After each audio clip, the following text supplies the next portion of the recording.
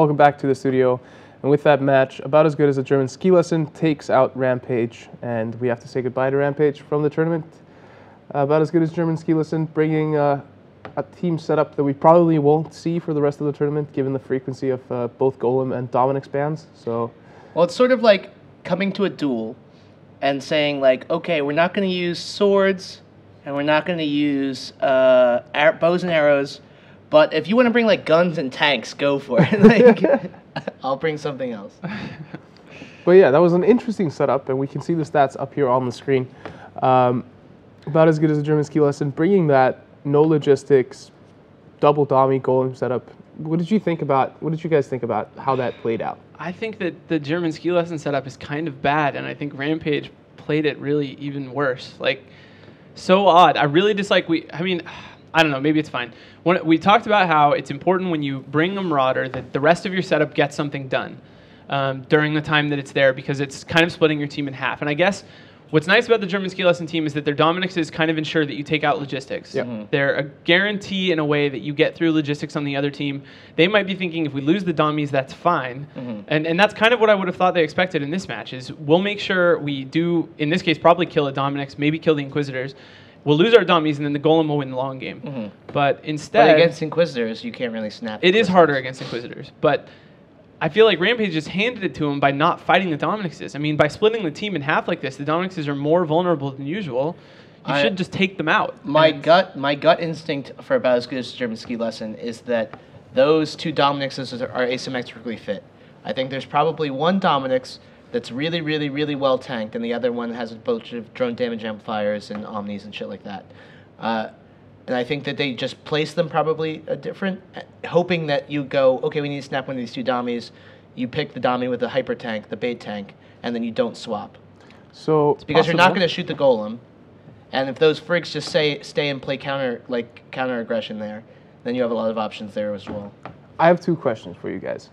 Number one, do you think it's weird that the Rampage kind of put all their painters in one basket on that Hyena? So as soon as that was gone, they didn't have any painting and really couldn't hit a frigate. They spent a lot of time trying to hit, like, virtually applying no damage on a no logistics team.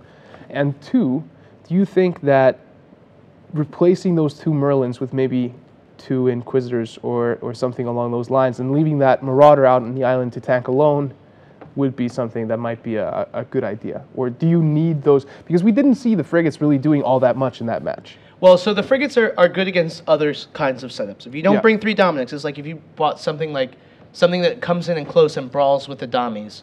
Like, you have to have something to hold down them at least a little bit so you can get a couple shots, like maybe take out like a Slipnir or something with those two Dommies damage.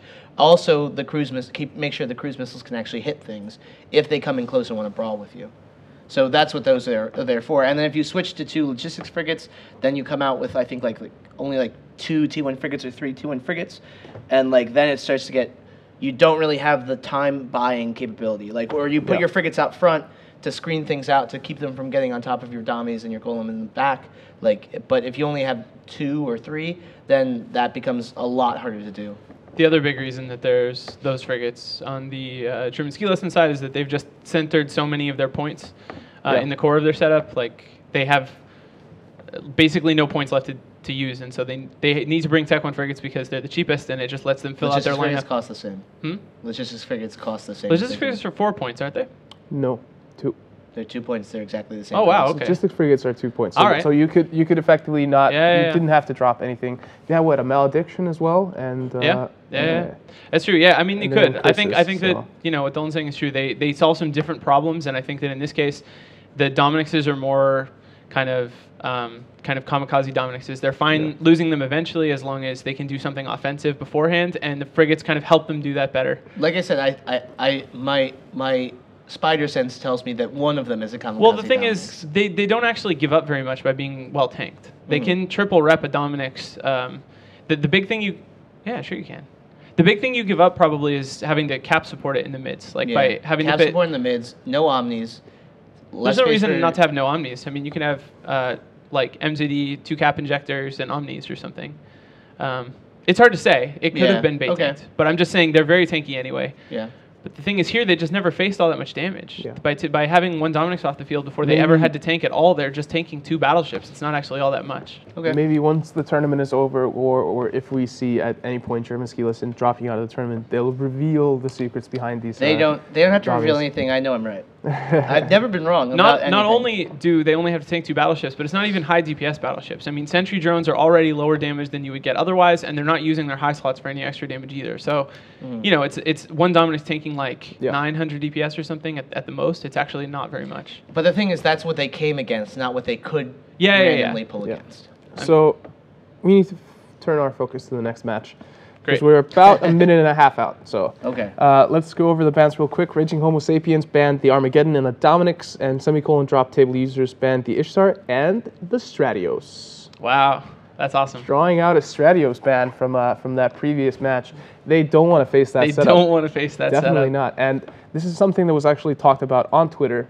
I believe it was Ripperteg that tweeted that Raging Homo Sapiens pulled out their best setup. I think that's probably they true. kind of showed their hand there, Yep. and that they probably won't be able to bring that setup again. But I mean, Can't blame them for that. They were against the Cena yeah. Thomas team. They're knocked out if they don't win.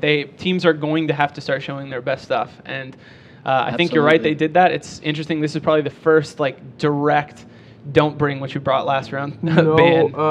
Caracals were banned against We Hurt, and we saw Typhoon Fleet Issues banned against No Boundaries. Banning Caracals is just not. You know what you could do? Kill Caracals.